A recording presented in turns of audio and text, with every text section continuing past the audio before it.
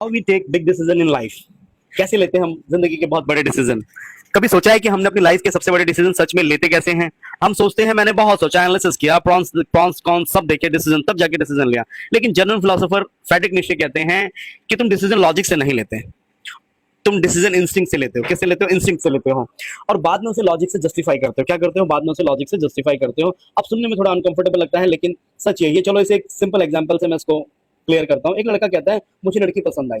क्यों? क्योंकि समझदार है, फैमिली को रिस्पेक्ट करती है, वेल एजुकेटेड है। अब सब कुछ लॉजिकल लग रहा है लेकिन निश्चय कहते हैं कि ये लॉजिक नहीं है, ये कहानी है। असल में डिसीजन तो पहले ही हो चुका है।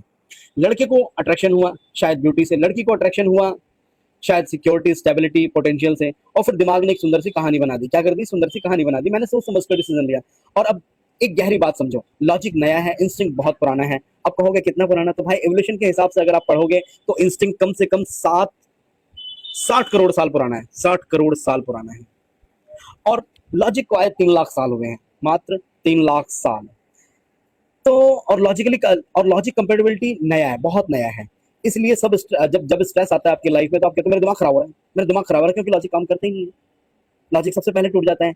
और लॉजिक और क्या बचता है? इंस्टिंक्ट बचता है। इसलिए आप नोटिस करो, जब इंसान प्रेशर में होता है तो रैशनल नहीं रहता, वो रॉ हो जाता है। क्या हो जाता है? रॉ हो जाता है। अब असली सवाल, तो क्या हम इंस्टिंक्ट से डिसीजन लेने चाहिए या लॉजिक से? सच्चाई थोड़ी अनकंफर्टेबल है, दोनों अकेले हैं।